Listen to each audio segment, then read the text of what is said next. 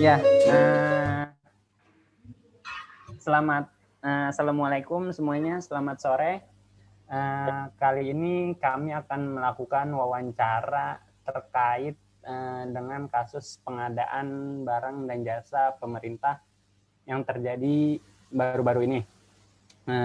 Sebelum melakukan wawancara, kami di sini sudah ditemani oleh narasumber yang sangat kompeten lah ya, sangat tidak bisa diragukan lagi kemampuannya. Di sini ada Bapak Mandar Trisno Hadisaputra. Tapi sebelum melakukan wawancara, ada baiknya kita melakukan perkenalan dulu karena tak kenal maka tak sayang. Sebelumnya dengan saya sendiri sebagai moderator di sore hari yang cerah ini, saya Kordial Mintang dari kelompok 1 mata kuliah pengadaan barang dan jasa pemerintah di PKN STAN di semester ketiga ini Pak, di jurusan manajemen keuangan. Lalu ada teman-teman saya, mungkin bisa perkenalkan dirinya masing-masing. Izin perkenalkan diri Pak, nama saya Eka Jati Subrata, biasa dipanggil Jati. Saya di sini juga sebagai penanya. Saya Citra Maharani, di sini sebagai pembaca kasus pada sore hari ini. Izin memperkenalkan diri Pak, saya Audi Morenta Tatiana Girsang, di sini sebagai penanya. Ya Pak, terima kasih atas dan mohon maaf telah mengambil waktunya dan mengganggu kesibukannya Pak. Sekali lagi kami perkenalkan, kami dari kelompok 1. Iya Pak, kami dari kelompok 1 mata kuliah pengadaan barang dan jasa pemerintah. Sebelumnya teman-teman, siapa sih Pak Mandar Trisno Hadisaputra ini? Teman-teman harus mengetahuinya dari CV yang telah milik beliau. Beliau ini adalah salah satu pegawai Widya Iswara ahli muda di Kementerian Keuangan. Bagi yang belum tahu, dan saya juga baru tahu tadi sih Pak. Jadi Widya Iswara itu adalah jabatan untuk jabatan fungsional untuk seseorang yang berwenang dengan tugas tanggung jawab untuk membidik, mengajar, dan atau melatih pada lembaga pendidikan dan pelatihan pemerintah. Jadi Pak Mandar Trisno Hadisaputra ini adalah seorang yang sudah sangat lama berkecimpung di dunia pengadaan barang dan jasa pemerintah ini. Jadi tidak perlu, beliau insya Allah sangat ahli di bidang ini, dan kami sangat mempercayakan beliau, dan kalian juga harus mempercayakan beliau.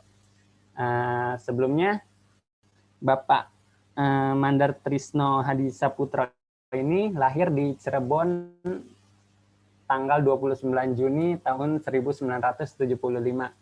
Berarti beliau ini kalau nggak salah zodiaknya ini Aries ya Pak?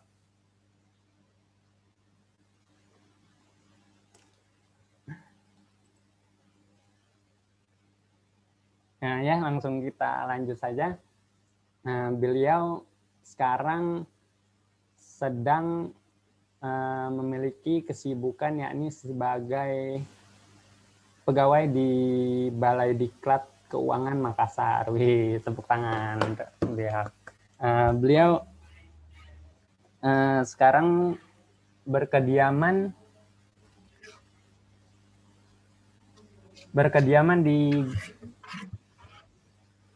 jalan di ini ya Pak, di Serang. Itu rumah saya itu. Oh. Jadi lumayan jauh dong Pak merantaunya Pak. Iya jauh. Ya di Makassar aja kediamannya gitu. Iya. Pokoknya ada di sini. Pokoknya beliau sedang berkesibukan di Makassar seperti itu ya. Bagaimana Pak keadaan di sana Pak? Baik-baik saja? Alhamdulillah sehat ya. Masyarakatnya iya. Biasa aja lah seperti pada umumnya. Bandel sama protokol kesehatan. Iya Pak. Selanjutnya kita beralih ke pengalaman kerja Bapak Mandar ini pernah banyak sekali pengalamannya. Salah satunya, maksudnya salah banyaknya adalah seperti menjabat di KPPN Sijunjung Sumatera Barat pada tahun 2012 sampai 2014.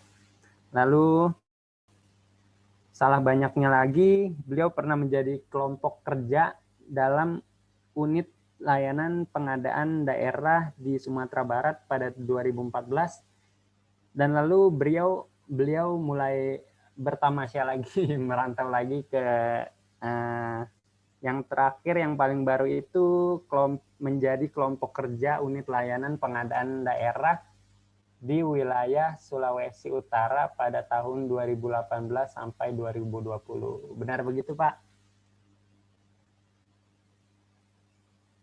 Betul, ya. Sekarang saya di Makassar. Nah, lalu kita lanjut ke Pak Mandar. Ini sangat hebat, kawan-kawan, karena beliau juga selain pengalaman kerjanya yang sangat banyak, beliau juga punya banyak karya. Salah satunya adalah ini nih, yang sangat terkait dengan wawancara kita kali ini. Beliau itu pernah membuat buku konsolidasi peraturan Presiden nomor 4 tahun 2015.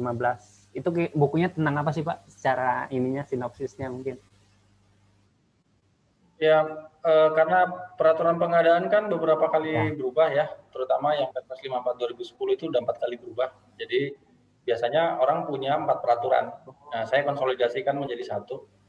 Kemudian juga di situ kita buat perubahan dan perbedaan dengan peraturan-peraturan sebelumnya. Itu aja biar memudahkan orang untuk iya, benar-benar sih, Pak. Mungkin memahami. Teman-teman sekalian bisa mencari di pasaran. Banyak ya, Pak, buku Bapak? Buku ini udah habis cetak soalnya. Oh, baru kami ingin membeli, Pak. Lalu Pak Mandar ini juga pernah mengajar di akuntansi pemerintah dan penyusunan laporan keuangan pada PPAKP.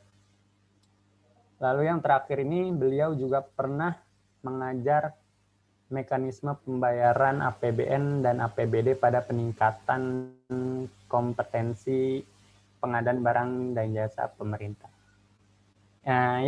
Mungkin langsung saja ya, Pak, ke pembahasan kali ini, karena karena silakan. Demi mempersingkat waktu Bapak juga, mungkin bisa disampaikan oleh Saudari Citra. Baik, terima kasih Saudara Koko atas kesempatannya. Saya akan menjelaskan tentang kasus yang akan kami bawakan pada sore hari ini. Nah, kasusnya adalah terkait kasus baru-baru ini yang tentunya kemarin itu sangat membuat geram banyak orang, yaitu tentang pengadaan bantuan sosial di masa pandemi ini berupa sembako sejumlah 272 kontrak dengan nilai aset sekitar 59 miliar rupiah, dengan nilai tiap-tiap paketnya itu sebesar 300.000 rupiah. Nah, pengadaan ini itu dilakukan dengan cara memaketkan beberapa barang dari banyak penyedia menjadi satu paket. Nah, dari tiap-tiap paket bantuan ini, tersangka selaku pengguna itu memotong anggarannya sebesar Rp10.000. Nah, penyimpangan pada pengadaan ini itu diawali dengan proses pemilihan pejabat pembuat komitmen atau PPK yang merupakan rekanan dari tersangka itu sendiri. Nah, PPK ini mengiming-imingi akan memberikan fee dari setiap paket bantuan sosial yang akan diadakan jika dia diangkat menjadi PPK pada pengadaan tersebut. Nah, tercatat itu ada lebih dari 2 kasus yang ditangani KPK berhubungan dengan pengadaan khusus, yakni pengadaan yang dilakukan untuk menangani situasi tertentu. Nah, selain dengan kasus tadi, ternyata sebelum-sebelumnya ini sudah ada kasus yang serupa di pengadaan khusus, yaitu berkenaan yaitu tentang seperti kasus korupsi pengadaan reagen dan consumable untuk penanganan virus flu burung pada tahun 2007 dan dengan kerugian negara itu mencapai 12,3 miliar. Dan juga ada kasus korupsi proyek penyediaan air bersih pada tsunami Palu di daerah bencana pada tahun 2018. Nah, dari ketiga contoh kasus yang tadi itu kita mengetahui bahwasannya seberapa genting pun keadaan yang sedang dialami, masih aja ada orang-orang yang serakah, yang menjelma menjadi bidadari, tapi ternyata mereka itu bukan bidadari yang diharapkan. Dimana kita tahu sendiri bahwa dalam pengadaan khusus ini, khususnya pada bantuan sosial, banyak masyarakat yang sedang kesusahan, yang sangat membutuhkan dari pengadaan ini. Nah, menurut Bapak sebagai salah seorang yang ahli dalam pengadaan barang dan jasa, menurut Bapak memandang kasus ini tuh seperti apa? Dan mungkin Bapak bisa memberikan tanggapan dari kasus yang kami berikan pada sore hari ini. Kepada Bapak kami persilakan. Oke, baik. Terima kasih. Pertama saya sedikit mengkoreksi ya dari yang disampaikan oleh Mbak Citra. Mbak Citra apa Mbak Rani? Mbak Citra, Pak. Mbak Citra ya. Tadi menyebut ini Mbak Rani tadi menyebut PPK ya, PPK yang mengiming-imingi gitu ya. Nah, nanti dikoreksi.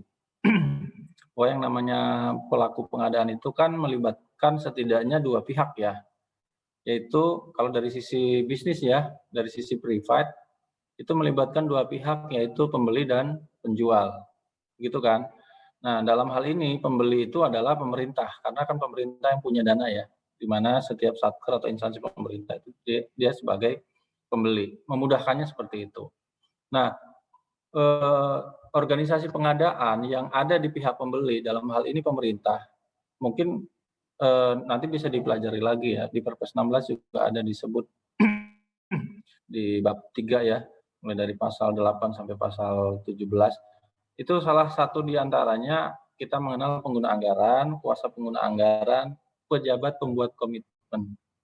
Jadi pejabat pembuat komitmen itu yang yang memegang kewenangan dari pengguna anggaran atau dari kuasa pengguna anggaran untuk melakukan tindakan yang mengakibatkan pengeluaran. Ya jadi dari di sisi yang sama, di sisi pembeli. Yang kedua dari sisi pelaku usahanya, yaitu penyedia barang dan jasa. Nah, mungkin yang dimaksud Mbak Citra itu adalah penyedianya yang ditunjuk, kalau dia nanti ditunjuk akan memberikan mungkin ada istilah uang terima kasih lah atau kickback gitu ya, mungkin itu ya. Kasusnya mungkin seperti itu. Yang terkait kasus bansos terakhir itu kan setiap satu paket PA-nya mendapat 10.000, ya kan begitu. Dari siapa? Itu dari penyedia, bukan dari PPK. Ya, karena pihak yang menerima keuntungan secara finansial atas transaksi jual beli kan di mana-mana penjual. Gitu ya, di mana-mana penjual. Nah, ini koreksi ya. Oke, kemudian yang kedua, menyikapi pandangan saya terhadap suatu kasus ya. Saya nggak bisa melihat karena saya harus mempelajari dulu kasusnya secara detail, faktanya seperti apa. Tapi yang namanya proses pengadaan barang dan jasa itu ruang lingkup atau irisan dengan aspek hukumnya itu banyak. Ya, tidak semata-mata hukum yang ada di pengadaan barang dan jasa itu hanya kasus hukum pidana. Ya, ada juga hukum perdatanya di situ. Ya, karena kita ketahui kalau PPK dengan penyedia melakukan perikatan untuk mengerjakan sesuatu yang biasa kita kenal sebagai kontrak, pada dasarnya kontrak itu adalah perjanjian antara para pihak. Ini aspek perdata di situ. Ya. Jadi ada aspek perdata, ada aspek pidana, ada juga aspek dia hukum administrasi.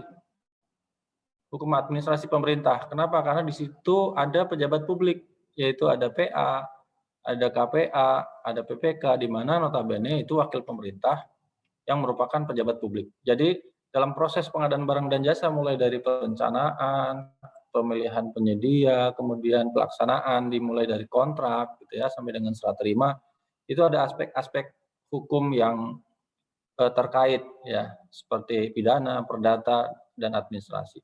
Nah, pada prinsipnya pengadaan barang dan jasa ini adalah hukum administrasi.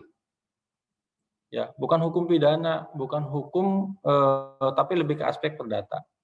Jadi tidak semua tidak semua sisi negatif yang muncul dari suatu proses pengadaan barang dan jasa pasti dikaitkan dengan hukum pidana, ya, terutama khususnya pidana korupsi. Ya, itu nggak mutlak seperti itu, ya. Jadi ini mesti kita lihat kasusnya seperti apa, ya. Jadi kalau berbicara nanti aspek pidana hukum korupsi itu kan ya harus ada 2 unsur terpenuhi gitu ya, harus punya 2 alat bukti gitu kan dan harus memenuhi kriteria. Ini kita perlu melihat ya bahwa yang namanya pengadaan itu kan secara umum dipisahkan menjadi 2 gitu ya. Pengadaan yang bersifat khusus ya, itu salah satu di antaranya untuk pengadaan barang dan jasa dalam keadaan darurat. Dan ada yang bersifat biasa saja gitu ya. Nah, ini penerapannya itu berbeda antara yang bersifat umum dan bersifat biasa, termasuk prinsip-prinsip pengadaan yang digunakan itu berbeda. Ya, mungkin adik-adik semua sudah mempelajari bahwa secara umum prinsip pengadaan itu kan ada 7, gitu ya, efisien, efektif, transparan, terbuka, gitu ya, adil, bersaing, kemudian akuntabel.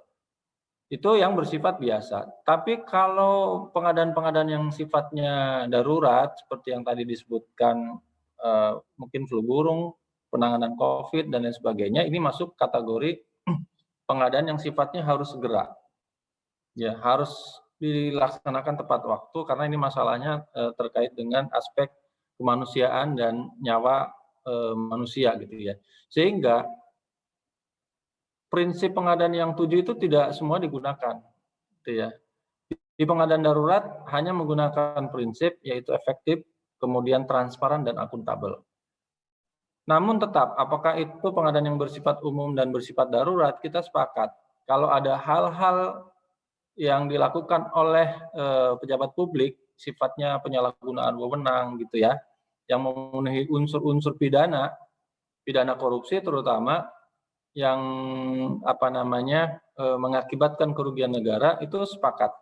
Malah untuk khusus pandemi COVID ini sebenarnya KPK itu mengeluarkan surat edaran ya, yang tertangkap tangan itu sanksinya bisa dihukum mati gitu ya. Ini sebenarnya sudah ada warning dari KPK agar bahwa proses pengadaan ini dilakukan dengan baik gitu ya. Jangan sampai ada niat-niat yang tidak baik gitu ya, karena extraordinary ini pandemi COVID. Ya, mungkin itu saya menyikapi sementara seperti itu dulu, Mbak Citra. Nanti kita berkembang dengan pertanyaan-pertanyaan lainnya. Silakan yang lain. Terima kasih Pak, terima kasih banyak atas tanggapannya dan jawabannya. Mungkin selanjutnya kami akan melanjutkan dengan pertanyaannya Pak. Boleh, silakan. Saudara Eka mungkin bisa ditanyakan pertanyaan. Izin bertanya Pak. Ya. Menurut Bapak, yang perlu diubah dalam pengadaan barang dan jasa pemerintah di Indonesia ini agar dapat mengurangi terjadinya korupsi-korupsi di Indonesia, Pak. Padahal KPK sudah mengeluarkan seperti tadi peringatan-peringatan bisa dihukum mati, tapi kenapa masih ada korupsi-korupsi di Indonesia? Bahkan dari Menteri Sosialnya sendiri yang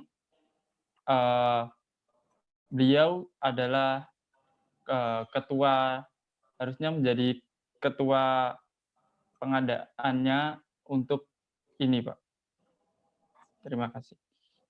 Oke, jadi sebenarnya kalau korupsi ini kan sebenarnya kalau kita berbicara aspek yang lain, ini kan adalah wicked problem ya.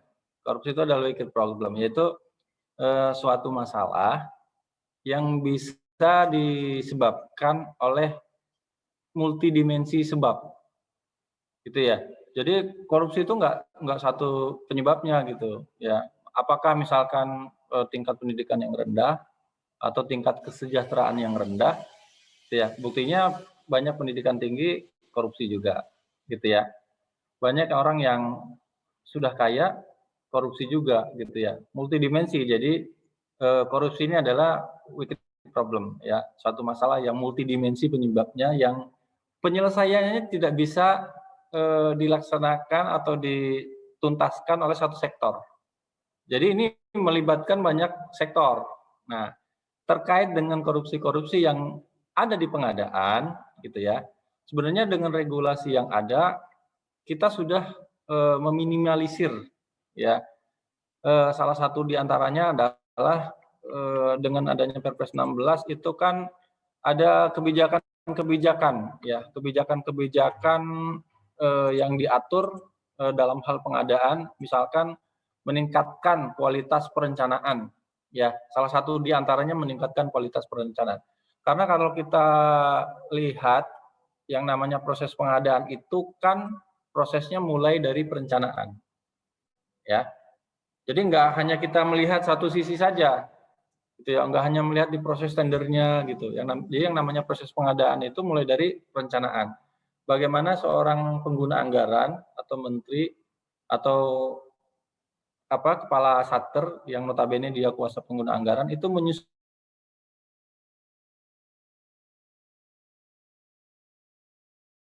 pelaksanaan dan lain sebagainya. Nah, selain itu juga untuk meningkatkan pelaksanaan pengadaan yang transparan itu sudah dilaksanakan secara elektronik.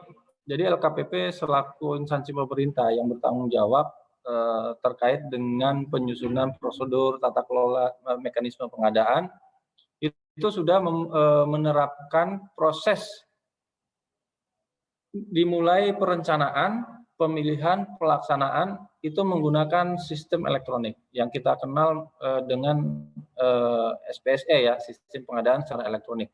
Mulai dari yang nilainya kecil sampai dengan nilainya tak terbatas.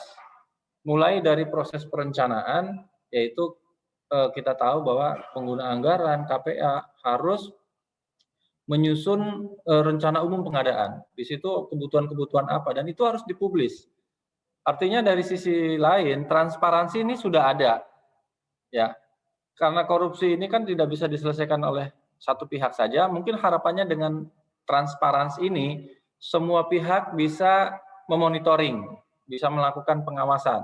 Oh, dia bisa melihat nih, paket di Kementerian Sosial ternyata ada untuk pengadaan sembako misalkan. Ya, dari perencanaan itu sudah kita lihat.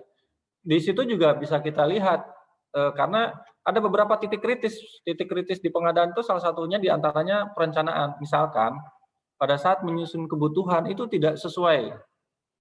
Ya, tidak sesuai, tidak memperhatikan barang-barang dan jasa yang sudah ada. Kemudian dari sisi pemilihan, mungkin salah memilih penyedia, artinya penyedianya tidak kompeten dipilih, gitu ya.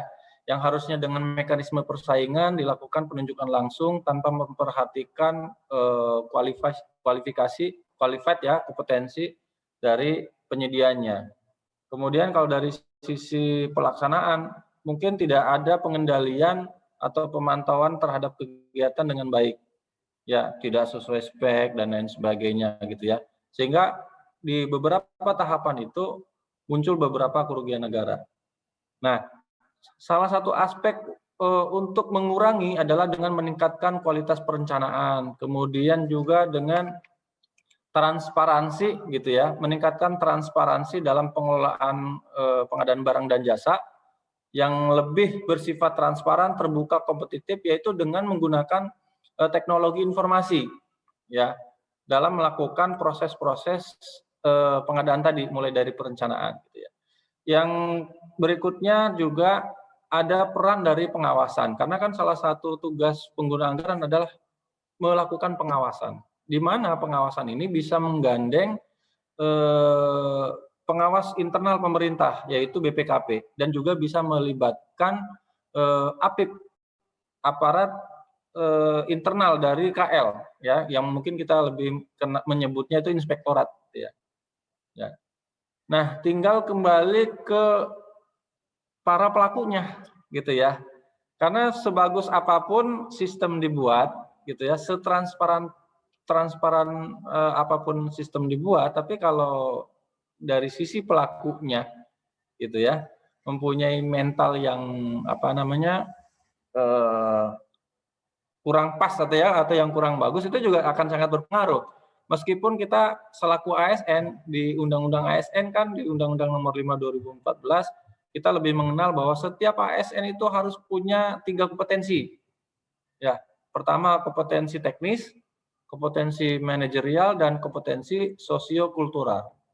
Nah, kompetensi teknis ini kan perlu karena kita kan mungkin adik-adik sepakat the right man in the right place, gitu ya. Artinya kita menempatkan orang sesuai dengan kompetensinya. Ya. Nah, dengan bekerja sesuai dengan kompetensi, setidaknya itu kan akan menghasilkan suatu pekerjaan yang lebih bagus. Gitu ya. Nah, jadi selain kompetensi tadi ya, mungkin dari sisi akhlaknya gitu ya. Kalau dari sisi peraturan yang ada, saya pikir sudah cukup bagus ya. Sudah cukup bagus untuk law enforcement, penegakan hukum. Walaupun di sisi lain juga ada penegakan hukum yang seolah-olah tebang pilih gitu ya, satu, dan seolah-olah justru kontraproduktif. Artinya begini, tadi saya sampaikan bahwa proses pengadaan itu pada dasarnya itu adalah hukum administratif, gitu ya. Faktanya banyak kasus yang misalkan karena ketidaksesuaian spesifikasi barang itu mengakibatkan para pelaku pengadaan harus berurusan dengan aparat penegak hukum dan lari ke ranah hukum pidana. Padahal nggak mutlak seperti itu, nggak harus gitu ya. Jadi yang namanya hukum administrasi, hal-hal yang bersifat pelanggaran administrasi, ya diselesaikan secara administrasi. Kecuali ada niat jahat, mens rea, menyalahgunakan wewenang yang mengakibatkan kerugian negara, by design sejak awal, itu baru masuk ke pidana korupsi. Itu ya Mas Jati, Mas Eka apa Mas Jati ini? Iya, Jati Pak. Terima kasih Pak. Ya. Oke, jadi kurang lebihnya kita hanya bisa meminimalisir gitu ya, tidak bisa menghilangkan sama sekali. Silakan.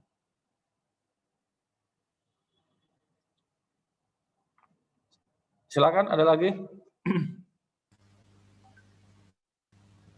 Izin bertanya Pak, jadi kan misalnya seperti yang Bapak katakan, kalau misalnya dari sudut pandang saya sih, saya melihat bahwa pengadaan dalam kondisi darurat seperti bansos ini pastinya itu memiliki potensi terjadinya KKN kan Pak, terutama dalam pemilihan penyedia itu.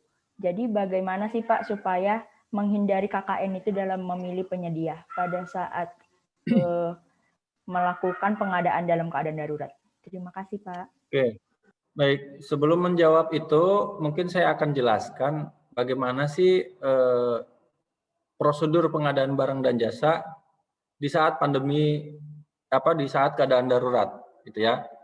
Ada 2 regulasi. Sebenarnya banyak sekali regulasi, tapi saya akan sedikit membahas dulu dari 2 sisi regulasi. Pertama dari sisi regulasi keuangannya terlebih dahulu ya. Khusus nih pandemi COVID. Pandemi COVID ini kan kejadian luar biasa, extraordinary, yang tidak satupun negara di dunia ini yang memprediksikan bakal terjadi bencana non alam seperti pandemi COVID. Ya kalau gempa bumi, banjir dan lain sebagainya itu dari sisi iklim, data, cuaca, iklim, perubahan iklim dan lain sebagainya itu masih bisa diprediksikan. Gitu ya. Tapi kalau pandemi COVID tidak. Sehingga ketika pandemi COVID itu dari sisi regulasi keuangan, pemerintah mengeluarkan Perpu, ya, Adik-adik sekalian, kalau membaca di Undang-Undang Nomor 1 Tahun 2004 tentang Undang-Undang Perbendaharaan, itu di pasal 3 bunyinya begini. Dilarang melakukan perikatan apabila dananya tidak tersedia atau tidak cukup tersedia. Jadi kita ini nggak boleh beli, nggak boleh melakukan kontrak kalau dananya nggak ada. Tersedia atau tidak cukup tersedia. Ukurannya di mana? Kalau pengelola APBN, ukurannya dana itu ada di DIPA gitu ya. Oke. Tapi karena pandemi COVID ini extraordinary dibandingkan bencana-bencana yang lain, maka keluarlah Perpu nomor 1 tahun 2020 yang sudah disahkan menjadi Undang-Undang nomor 2 tahun 2020. Di mana pasal 3 itu dinyatakan tidak berlaku selama penanganan pandemi COVID. Karena luar biasanya, karena penanganannya ini harus segera, cepat, fokus kepada permasalahan, terpadu dan berkolaborasi dengan sektor lain. Berarti sebelum COVID ya. Pengadaan barang dan jasa, keadaan darurat. Ini yang diatur di pasal 59 ya, pasal 59 di Perpres 16 tahun 2018. Bagaimana sih proses pengadaan barang dan jasa ketika keadaan darurat? COVID ini masuk keadaan darurat, ya. Tapi khusus penanganan pandemi COVID, LKPP juga mengeluarkan surat edaran nomor 3 tahun 2020.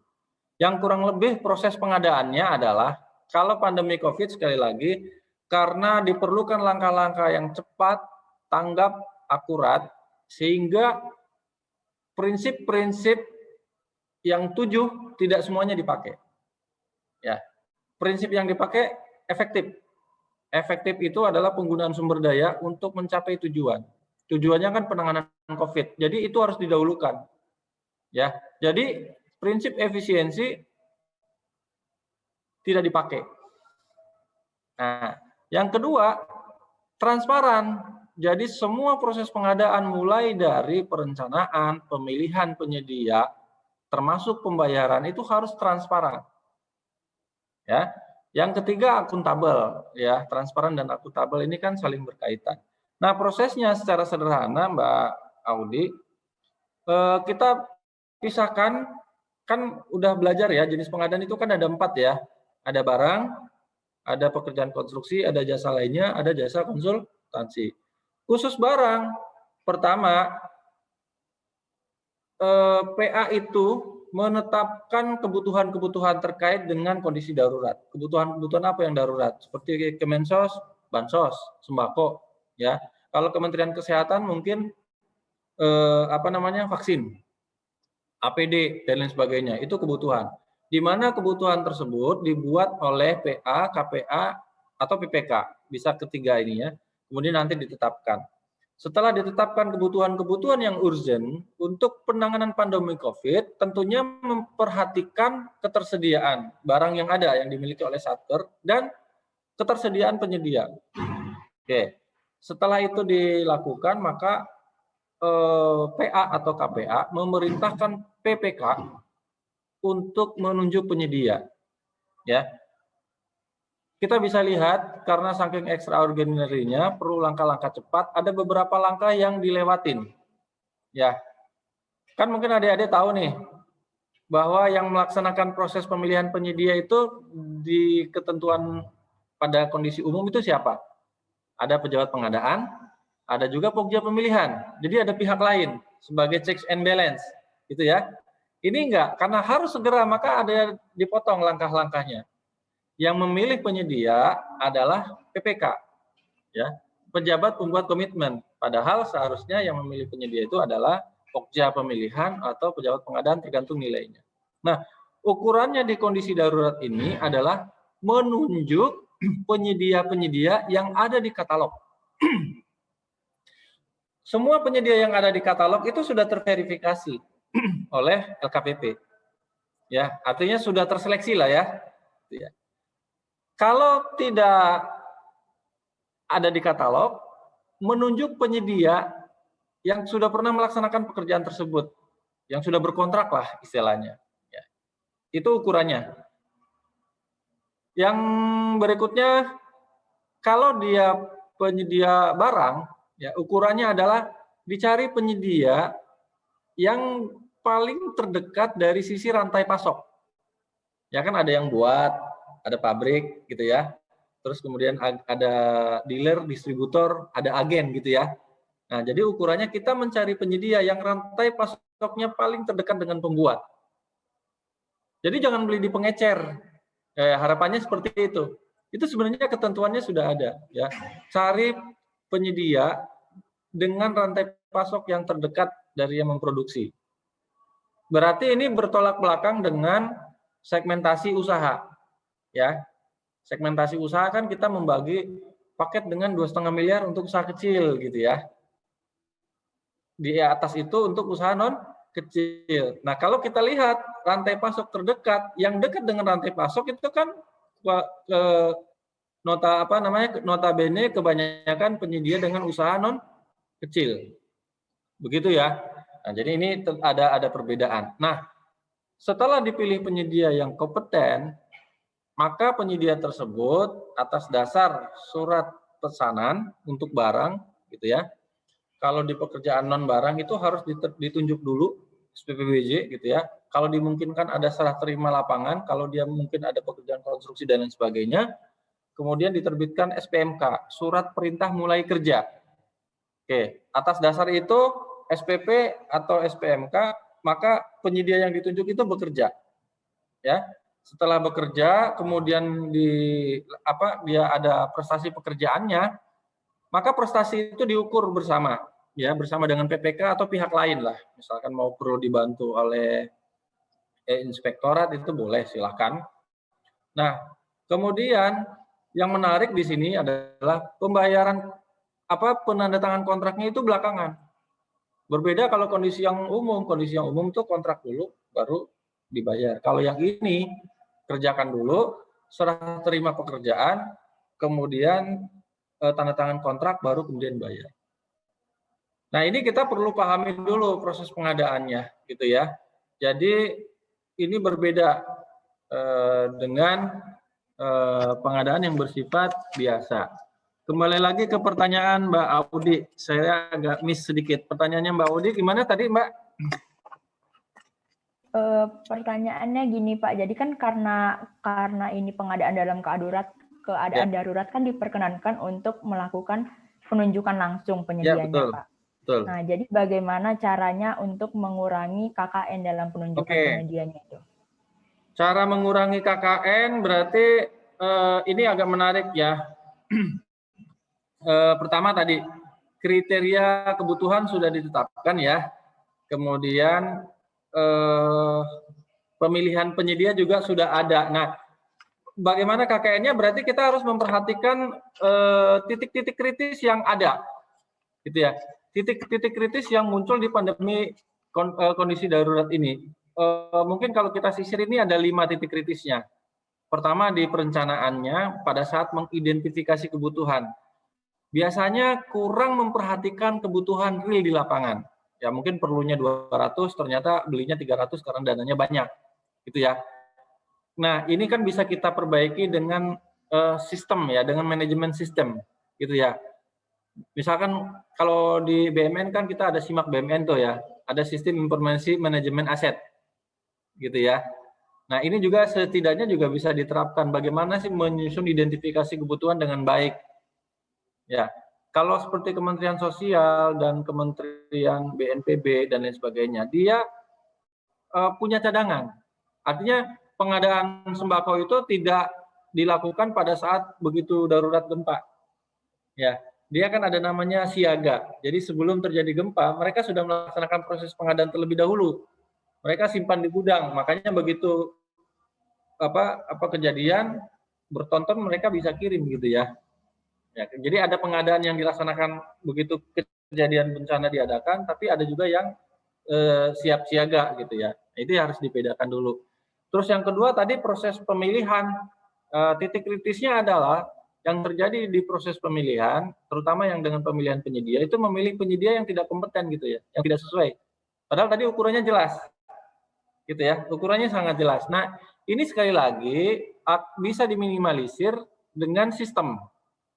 Ya, Di pengadaan itu ada namanya SIKAP, Sistem Informasi Kinerja Penyedia. Jadi penyedia-penyedia yang sudah punya pengalaman melaksanakan pekerjaan dan hasilnya baik karena ditandai dengan berita acara serah terima, itu masuk di SIKAP.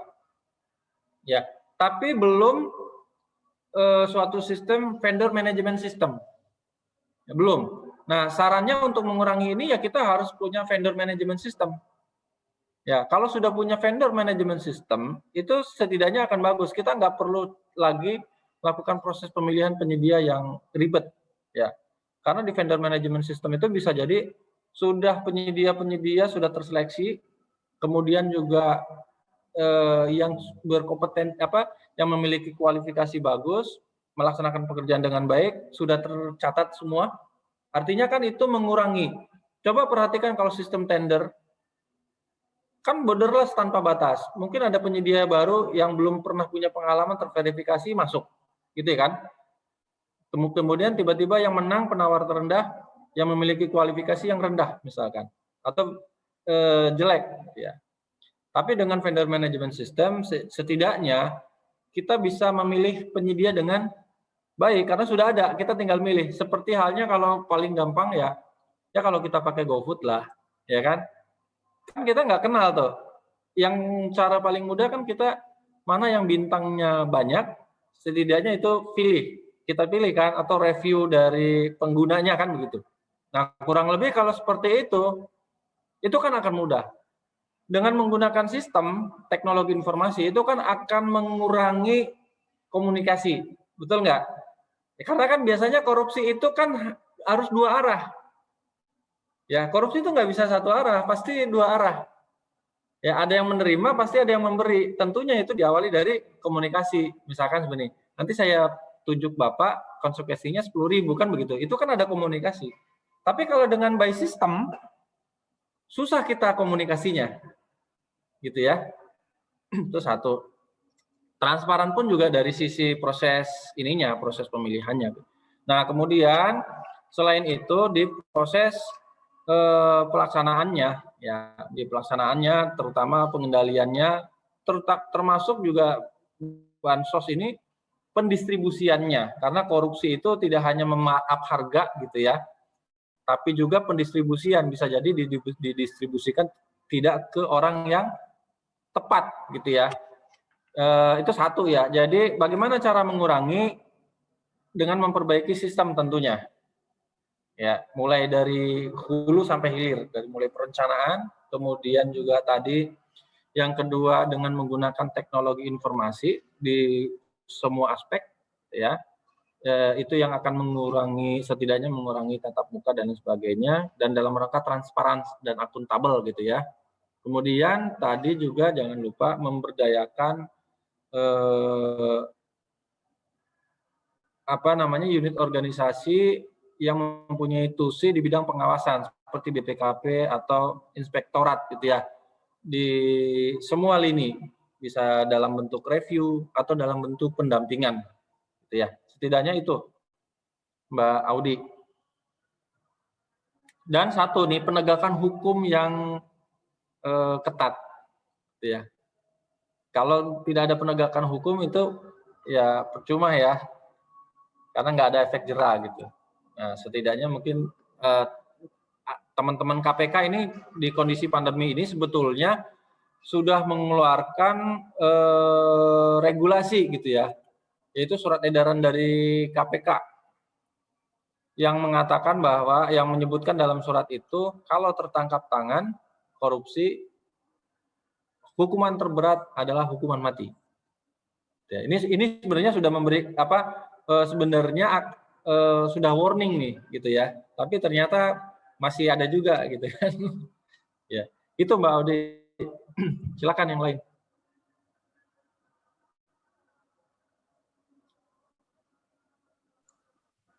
Mungkin dari saya mau bertanya Pak. Oke, Mbak Citra silakan. Kalau yang kita tahu kan Mensos yang baru ini ada kebijakan di mana pendistribusian bantuan sosial ini akan didistribusikan dalam bentuk uang. Nah, menurut Bapak, kebijakan ini bisa nggak Pak untuk meminimalisir korupsi? Ya tadi saya sampaikan yang namanya korupsi itu di semua aspek banyak gitu ya. Pemberian bantuan itu kan hanya bentuk saja, apakah berbentuk uang atau berbentuk barang. Tidak, jangan kita simpulkan bahwa kalau berbentuk uang sedikit korupsinya gitu ya. Apa tidak dimungkinkan ada peluang untuk korupsi? Tetap ada.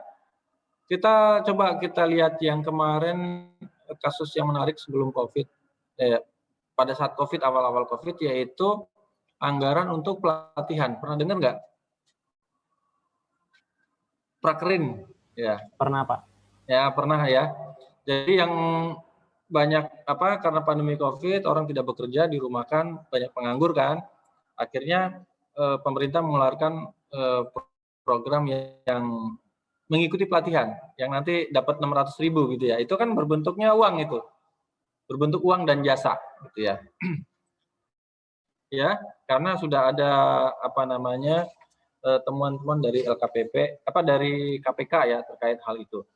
Nah, kalau distribusi bantuan berbentuk uang atau berbentuk barang itu kan tergantung ya kebutuhan masyarakat itu kan apa. Ya, kalau pandemi COVID seperti yang kemarin terjadi di Sulbar, itu ya tidak tepat kalau diberikan uang. Ya enggak? Karena yang masyarakat perlukan itu kan sembako, gitu ya. Sembako yang diperlukan bukan uang. Ya, sebenarnya mereka punya uang, tapi mau kemana mereka mencari sembako, ya. Jadi itu salah satu cara ya, karena memang ada bantuan sosial yang berbentuk uang yang kita kenal bantuan langsung tunai, yaitu BLT itu kan 300.000 per bulan. Tapi tadi titik kritisnya adalah distribusi itu apakah berbentuk uang atau berbentuk barang itu tidak pada orang yang tepat gitu. Ya, mungkin orang yang tidak layak diberikan bantuan malah dapat gitu ya. Itu. Jadi kalau kalau kebijakan sekarang Mensos memberikan bantuan dengan berbentuk uang, mungkin tentunya Mensos sudah memperhatikan aspek-aspek gitu ya. Aspek-aspek sehingga diputuskan bahwa pemberian bantuan sosial berbentuk uang adalah tepat untuk kondisi pada saat diputuskannya gitu ya. Jadi bisa jadi nanti keputusannya berubah dan berbeda tergantung situasi dan kondisi. Gitu.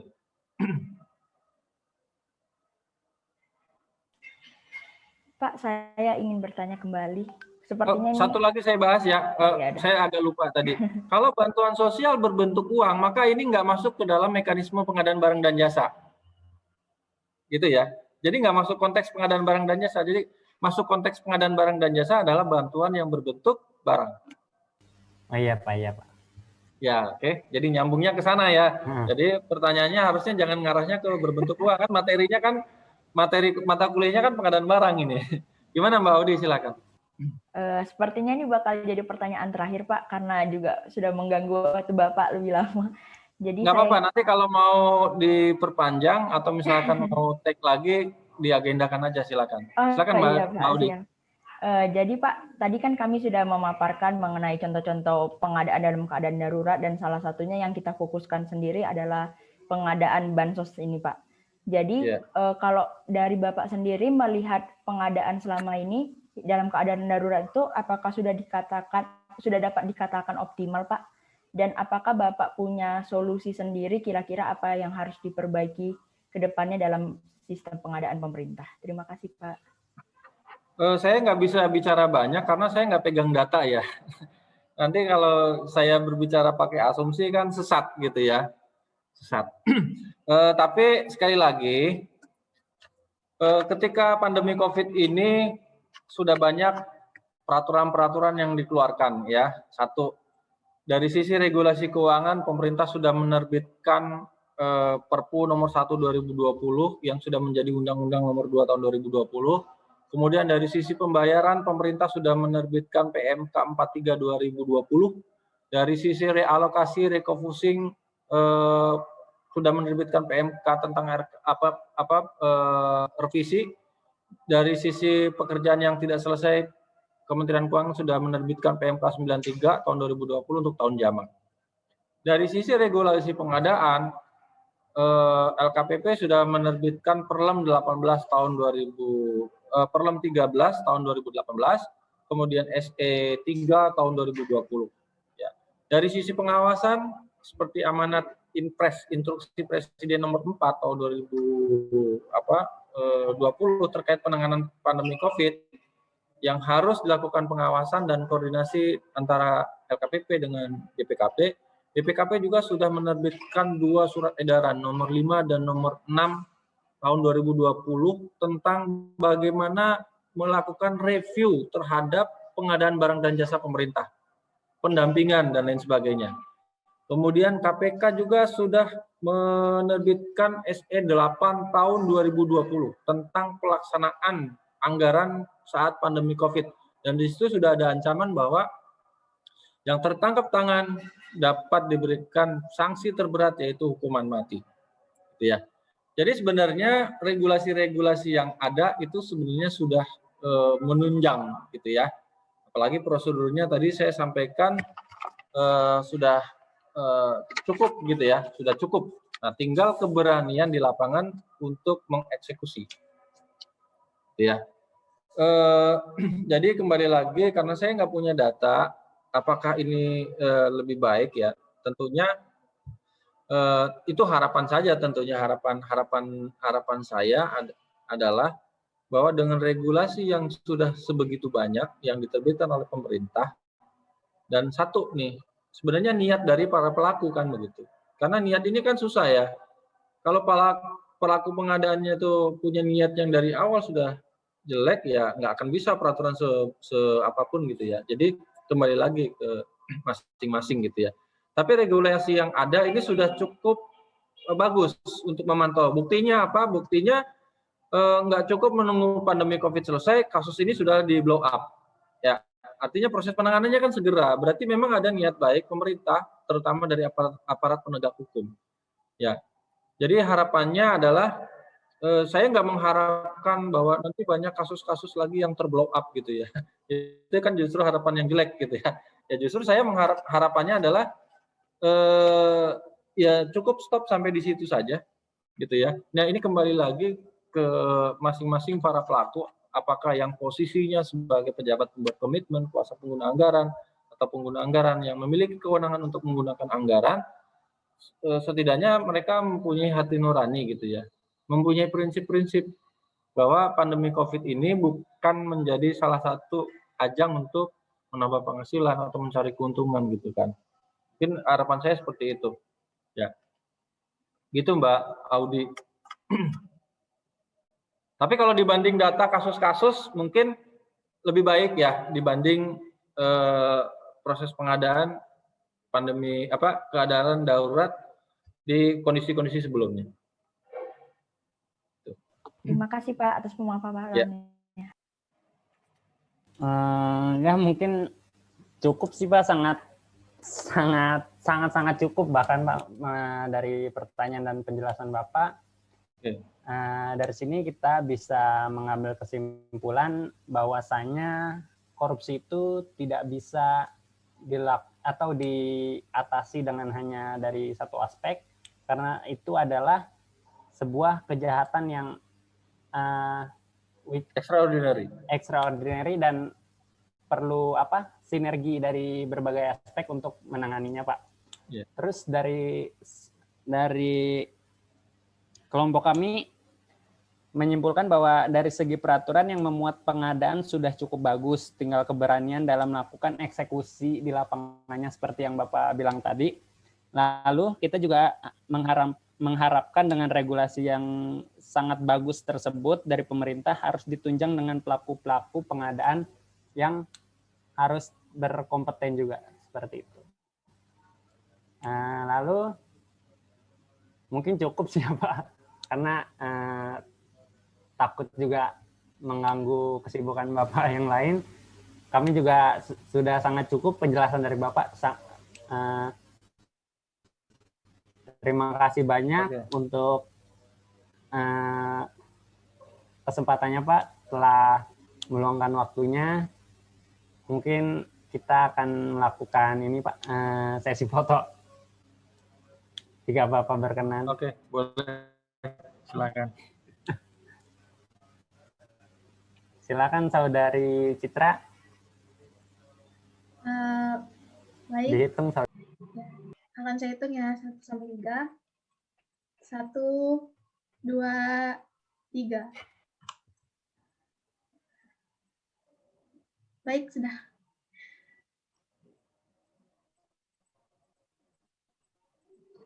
Ya, Ya, banyak sama-sama. Kasih Pak atas kesempatannya. Mohon maaf sekali Pak. Mas Eka, Mas.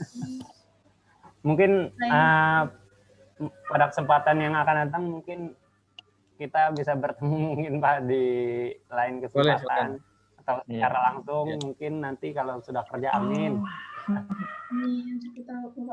Mungkin sekian dari acara kali ini, wawancara kali ini. Saya sebagai moderator pada kesempatan kali ini undur diri. Wabillahi taufik wal hidayah. Wassalamualaikum warahmatullahi wabarakatuh.